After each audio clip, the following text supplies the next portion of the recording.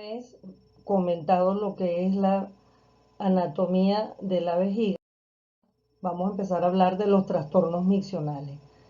Entonces, para entender los trastornos miccionales, todo pasa por entender el reflejo miccional. Cuando hablamos de reflejo, ¿de qué hablamos? Hablamos del aspecto neurológico. ¿Bien?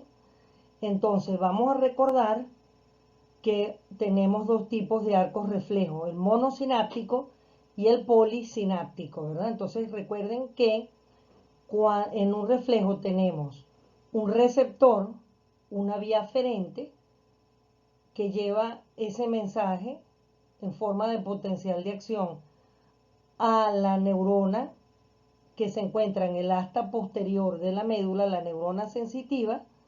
Ella va a hacer una sinapsis con la neurona, motoneurona que se encuentra en las astas anteriores, y ella va a emitir una respuesta en el órgano efector. Eso mismo es lo que vamos a ver acá en el reflejo miccional. Entonces, fíjense, esta sería, ya hablamos de la vejiga, que tenía un músculo que dependía del músculo liso, el músculo detrusor de la vejiga, que él se contrae cuando se activa el reflejo. ¿Y cuando se activa? Porque él va a recibir una señal de presión al aumentar el volumen de orina o de líquido dentro de la vejiga. Recordemos que hablamos de que había aproximadamente 500 cc, era la capacidad de una vejiga adulta. Entonces, fíjense, aquí tenemos en estado de relajación este músculo liso que forma las paredes del cuerpo de la vejiga. Ahora tenemos el cuello de la vejiga. Habíamos dicho que había un anillo interno que estaba conformado por músculo liso y que él en forma pasiva, en estado de reposo, él siempre se encuentra contraído, ¿ok? Cerrado. En cambio, el esfínter externo estaba conformado por músculo esquelético, que permanecía también en reposo contraído. ¿Por qué? Porque vamos a recordar entonces, si el esfínter interno es de músculo liso, va a depender del sistema nervioso autónomo. Bien, entonces, ese sistema nervioso autónomo, cuando se activa, porque se repleta la vejiga más allá de esos 500 cc o 500 cc, entonces se produce un estímulo que es percibido por los receptores de la pared de la vejiga, los vasoreceptores, receptores de presión, y él entonces va a activar las fibras parasimpáticas, las neuronas parasimpáticas que van a liberar acetilcolina para producir una relajación del esfínter interno, ¿ok? Que él se encuentra normalmente contraído. Al recibir el estímulo, él se abre y progresa la orina. Esa presión que está generando la apertura del esfínter interno va a ejercer una presión en las paredes del esfínter externo, que está conformado por músculo liso, por músculo estriado, por lo cual él se encuentra bajo el control de la corteza motora, es una vía motora, una vía piramidal. Entonces ella se va a abrir por la presión y se emite la orina. Entonces aquí tenemos en estado de relajación, el esfínter interno está contraído normalmente en estado de reposo, el esfínter externo también está contraído porque ese es el tono muscular que se mantiene allí de músculo estriado. Entonces vamos a tener, aquí tenemos las astas posteriores y las astas anteriores. Entonces fíjense que aquí estamos viendo que esta represión de la vejiga, el llenado de la vejiga, ejerce una presión. Esa presión es percibida ¿por qué? Por los vasoreceptores de la pared, esa es la parte 1 del reflejo miccional. Luego va por una vía aferente, va por el asta posterior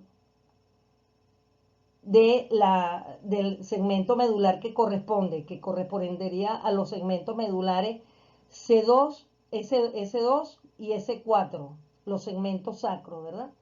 Entonces, él va a pasar, recibe la neurona sensitiva en el asta posterior este estímulo, luego ese estímulo va a pasar a las astas anteriores, motoras por una sinapsis. Luego entonces ella va a emitir por vía eferente una respuesta que va a ser la relajación del esfínter interno, el aumento de la presión al abrirse ese esfínter por el líquido que está bajando hacia el esfínter externo, y también se relaja y se emite la orina. ¿Hacia dónde? Hacia la uretra, como lo vimos en la clase pasada. Entonces aquí tenemos cuando la vejiga en reposo y la vejiga en micción. Aquí están los receptores de estiramiento de la pared.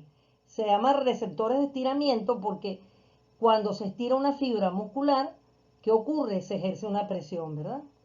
Entonces, esto es recibido por el receptor, que es la parte inicial del reflejo miccional. Luego, ella va a ir por la vía aferente a la neurona sensitiva, como les expliqué, de las astas posteriores de los segmentos medulares correspondientes S2 a S4. Luego va a haber una sinapsis con la neurona motora del asta anterior del mismo segmento y va a emitir por vía eferente este axón de la neurona motora, y va a actuar en donde, relajando el esfínter externo para que sea emitida la orina.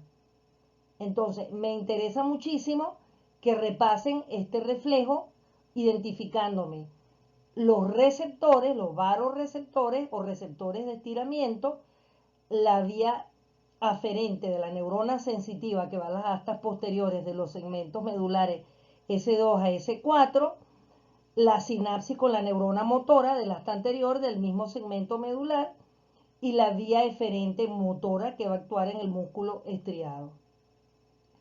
Ahora, esto sería básicamente un reflejo monosináptico, ¿verdad?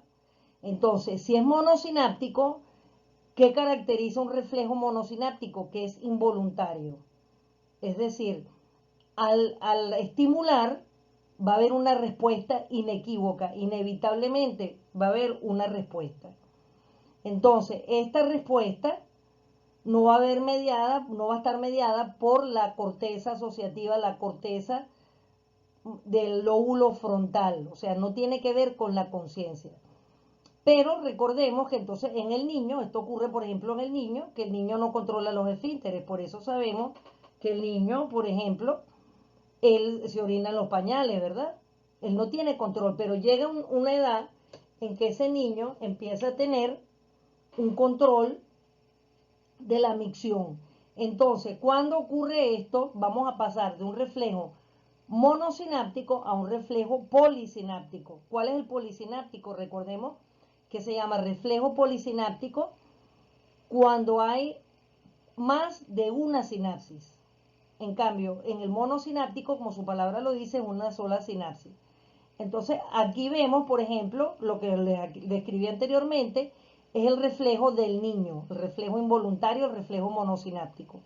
Ahora, cuando el niño controla la micción, el niño siente que tiene ganas de orinar y pide ir al baño, ¿verdad? O bien a orinar en una vasenilla, en la poceta, pero el niño avisa, no se quiere orinar, por ejemplo, en la cama o en la ropa. Entonces significa que ahí hay una parte consciente, asociativa, y eso tiene que ver con la corteza motora. Entonces, ¿qué es lo que ocurre? Vamos a tener igualmente el reflejo de estirar en un niño que ya controla esfínteres o en una persona que controla esfínteres. Igualmente, cuando se planifica la vejiga de orina con más de 500 cc, se estimulan estos receptores de estiramiento de presión, ¿verdad? De la pared. Entonces va por la vía sensitiva, vía aferente al asta posterior sensitiva, y ella se dirigiría a ¿dónde? A hacer una sinapsis con la neurona motora del asta anterior, para que ésta emita una respuesta por vía eferente al órgano efector, que es la vejiga.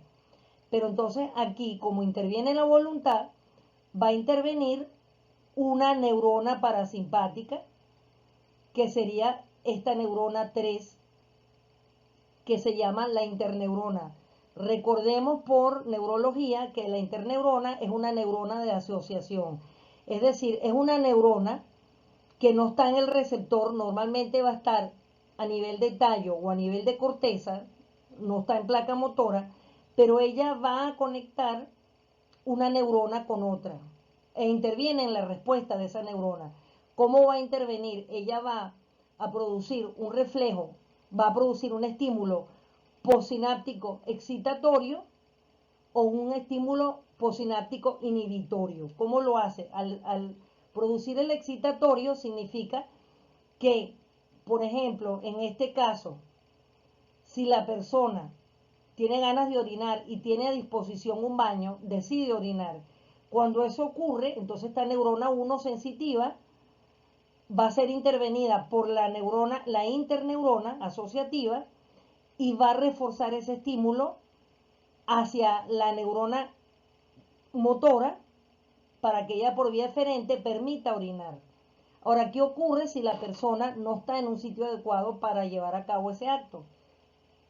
Entonces, igualmente se produce el reflejo de estiramiento, va por vía aferente a la neurona sensitiva. Esta neurona sensitiva va a mandar el impulso a la neurona motora y ella va a ser interrumpida por esta neurona parasimpática. Recordemos que es la que tiene que ver con el músculo liso del esfínter interno, y ella entonces va a producir, va a inhibir ese potencial de acción, lo va a bloquear. Por lo tanto, no va a pasar ningún estímulo postsináptico a la neurona motora, y obviamente si no hay estímulo, no hay un potencial de acción y no se va a activar la vía eferente, y va a mantenerse el esfínter externo, interno relajado, cerrando la salida de la orina, el esfínter externo contraído, cerrando también, entonces no va a haber micción. Esto es importante que lo tengan claro. Entonces fíjense que aquí lo dice claro, los receptores de estiramiento desencadenan el estímulo. 2, lo que hablamos, las neuronas parasimpáticas liberan su estímulo, las neuronas motoras reciben su estímulo. En este caso las parasimpáticas serían las neuronas asociativas. Y 3, fíjense, acá tenemos el músculo liso, se contrae, el esfínter interno se abre y forma pasiva, el esfínter externo se relaja. Entonces ya vimos la modalidad. Cuando hay una micción involuntaria refleja como la que se ve en el lactante, o cuando ya interviene la voluntad, que sería sería polisináptico este reflejo. Entonces fíjense aquí, para que manejen un poquito de terminología y más o menos se familiaricen, tenemos los términos médicos para los trastornos miccionales, que es así como tienen que estar descritos en una historia clínica. La disuria es una micción dolorosa, ¿ok? Entonces yo no voy a poner dolor al orinar, sino pongo disuria.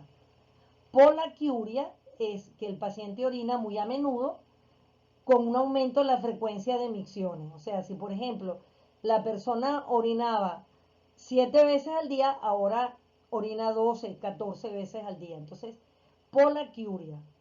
Tenesmo vesical. Es el deseo constante de orinar y no desaparece tras la micción. Esta sensación obliga a orinar frecuentemente, eliminando solo unas pocas gotas de orina. Este tenesmo vesical es que la persona les va a mencionar, yo orino, pero me quedan como ganas de seguir orinando. A mí me interesa que ustedes manejen estos términos porque los vamos a ver en las patologías particularmente masculinas, como los trastornos prostáticos y en las infecciones urinarias. Tenemos la nicturia. ¿Qué es nicturia? Necesidad de orinar durante la noche. Es decir, la persona, por ejemplo, orinaba y ya se orinaba, por ejemplo, a las 11, 10 de la noche, ya no orinaba sino hasta la mañana. Entonces, esta vez la persona incluso interrumpe su sueño para ir a orinar. Esto necesariamente no es patológico, puede ser según la ingesta de agua.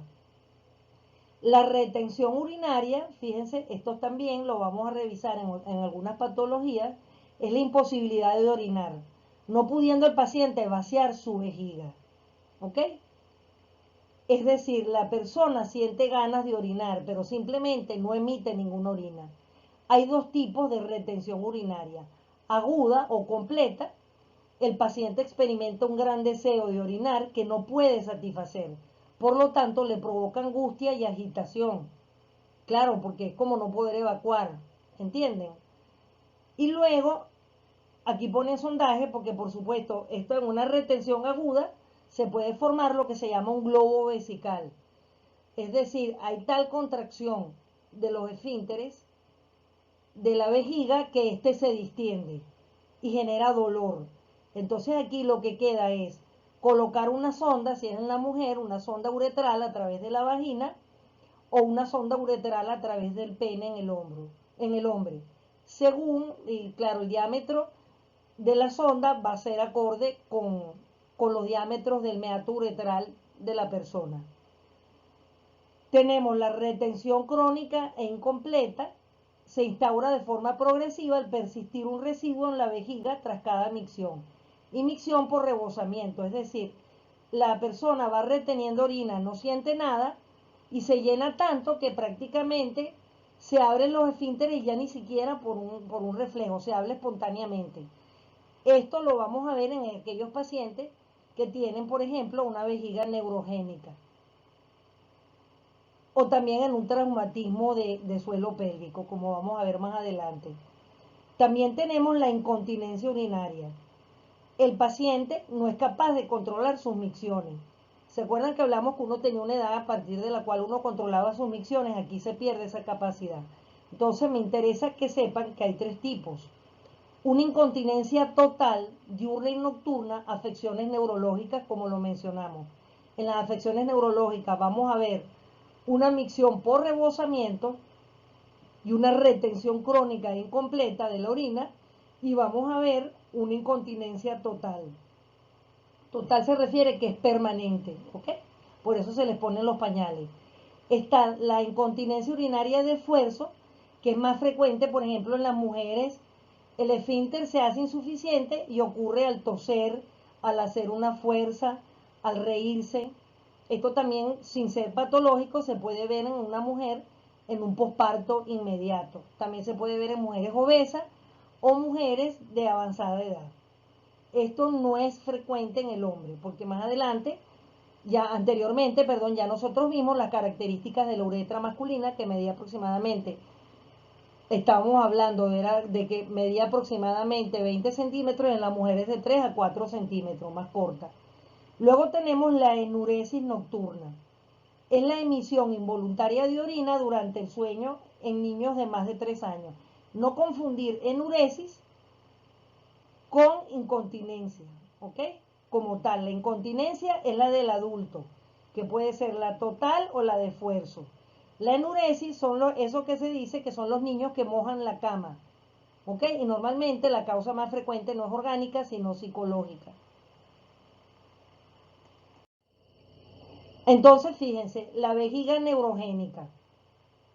La vejiga neurogénica va a ser producida por una lesión a nivel del sistema nervioso, no per se de la vejiga o de la uretra. O sea, la lesión está en el control del funcionamiento de la vejiga y de la micción. Y como toda lesión neurológica la podemos clasificar en lesión de neurona motora superior, que es donde está implicado la corteza motora, ¿ok? La corteza motora, el área prefrontal. Y también va a estar implicado la corteza temporal, ¿ok? Entonces, aquí la lesión va a estar a nivel de corteza. Entonces, como es de neurona motora superior, ¿qué ocurre? ¿Se acuerdan que hablamos de que había una neurona asociativa cuando ya la persona controlaba la micción, que permitía decidir si orinaba o no? Ese control se pierde. Entonces se pierde. No puede haber un reflejo polisináptico porque al recibir el estímulo por vía aferente, el estímulo va a pasar a la asta anterior motora y debería ser intervenido por la voluntad por una vía córtico-espinal para inhibir ese reflejo. Por ejemplo, si la persona tiene ganas de orinar pero no está en el sitio adecuado, como la corteza está lesionada, entonces no se va a producir esa inhibición y va a haber la incontinencia. Entonces vamos a tener, fuera de esa característica, vamos a tener que se va a acompañar de los signos característicos de una lesión de neurona motora superior, como el signo de Babinski, que es un reflejo primario, como nosotros vimos, que hay liberación medular, hay espasticidad, una parálisis espástica a nivel general, incluso la vejiga, y hay una hiperreflexia. Entonces, la espasticidad, ¿cómo la vamos a identificar en vejiga? Normalmente esto lo van a identificar los urólogos al hacer un urotac o una cistografía miccional y vamos a ver una vejiga reducida de tamaño por la espasticidad. Porque recuerden que igualmente la vejiga es un músculo y cuando un músculo es espástico disminuye su masa, ¿verdad? Y tenemos la hiperreflexia porque no hay una inhibición medular. Luego tenemos una vejiga neurogénica donde la lesión va a estar a nivel de placa motora, a nivel medular, no a nivel de corteza. Entonces, aquí vamos a tener, son las neuronas que conectan a la médula, ¿verdad? Entonces, la lesión puede ser a nivel medular, por ejemplo, por una herida por arma de fuego a nivel lumbosacro, por un traumatismo a ese nivel, por un proceso tumoral, entonces por una hernia discal. Entonces vamos a tener que, ¿qué es lo que va a ocurrir? Bueno, igualmente llega por la vía sensitiva, llega el estímulo, por las raíces sensitivas, que son las raíces posteriores de ese segmento medular, pero no va a haber la conexión adecuada con la neurona motora anterior medular porque está interrumpida porque la lesión es allí en esa médula. Entonces hay una lesión o bien de las astas anteriores o posteriores en esa persona, ¿verdad? Por las patologías que mencionamos. Entonces, por supuesto, si no hay una sinapsis, no va a haber una liberación de acetilcolina en la placa motora y se va a manifestar las características de una neurona motora inferior, que vamos a tener una parálisis muscular flácida. En este caso, lo que vamos a ver flácido, ¿de qué estamos hablando? De la vejiga, ¿ok? Entonces, y vamos a tener una vejiga hipotónica, una vejiga lenta. Esta vejiga, como es hipotónica, es el tipo de vejiga que hace retención urinaria que les mencioné en la lámina anterior. Cuando es neurona motor inferior, son los pacientes que van a necesitar con más frecuencia una sonda vesical permanente.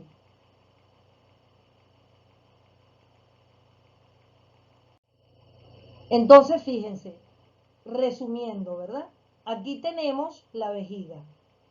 Ya sabemos que está el sistema simpático, el sistema parasimpático que favorece la micción. Luego vamos a tener los segmentos medulares que les mencioné, de S2 a S4, y ya sabemos cómo funciona lo del arco reflejo. Los centros medulares simpáticos, recuerden que las cadenas simpáticas están paralelas a todo lo que es la médula. Luego vamos a tener el centro mesencefálico coordinador de la micción, ¿verdad? En el mesencéfalo, ¿dónde está el mesencéfalo? En el cerebro medio, ¿verdad? Eso está por encima de quién? Está por encima del tallo cerebral y por debajo del diencéfalo.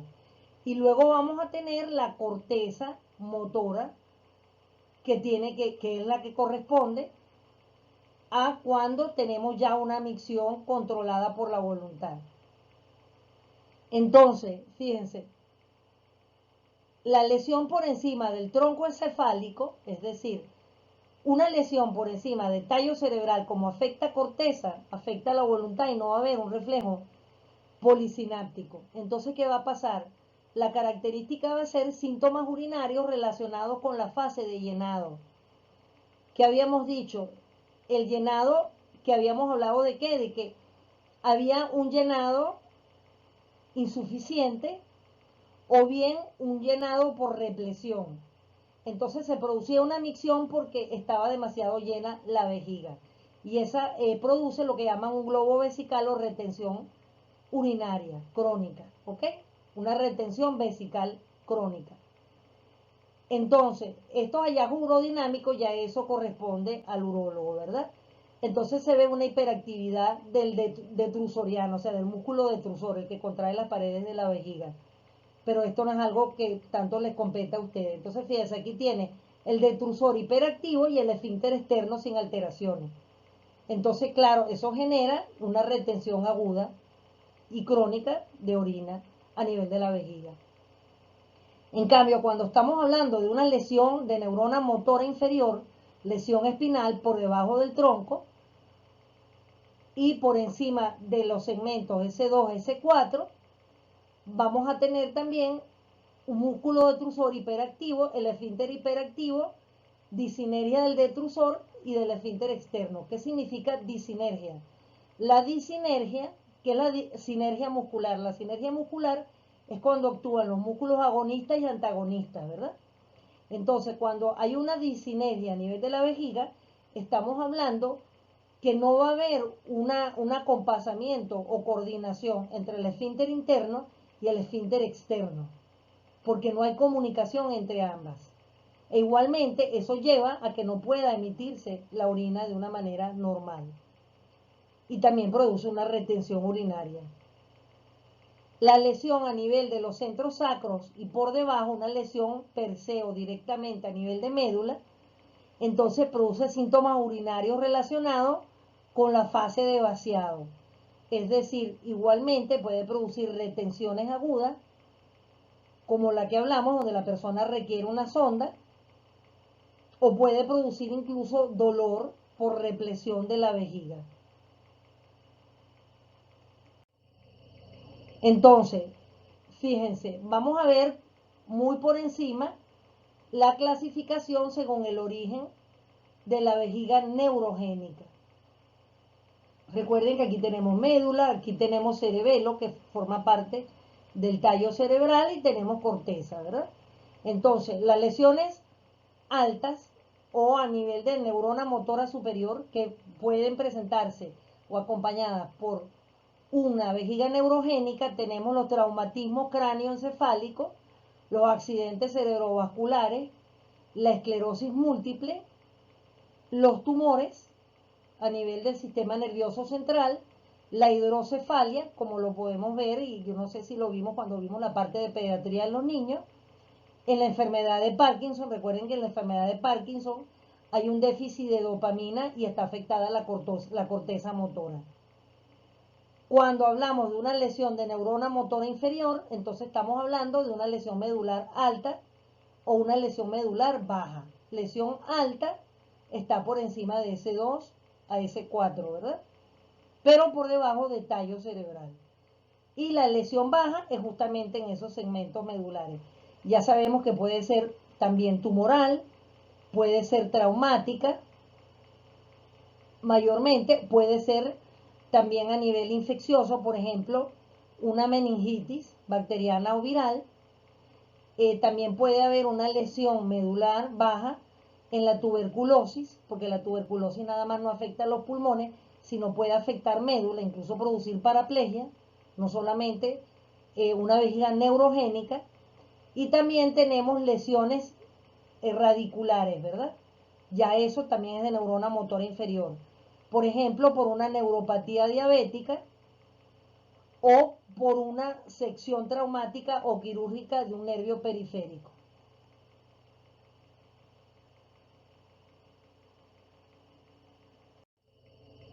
Bien, entonces aquí tenemos la clasificación, tenemos etiológica, o sea, las causas, ¿verdad? De las enfermedades medulares, que ya hablamos.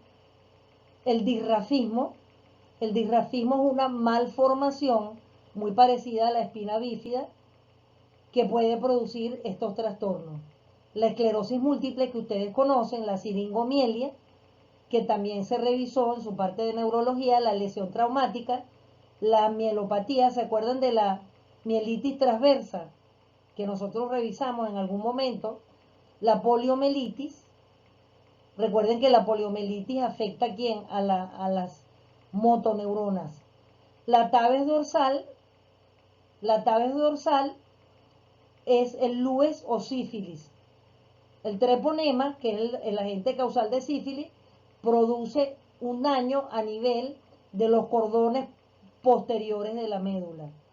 Y esta tabes dorsal va a comprometer esta vía, que puede afectar el funcionamiento de la vejiga y producir una vejiga neurogénica. y la agenesia del sacro. Agenesia significa ausencia del sacro por una malformación. Gracias.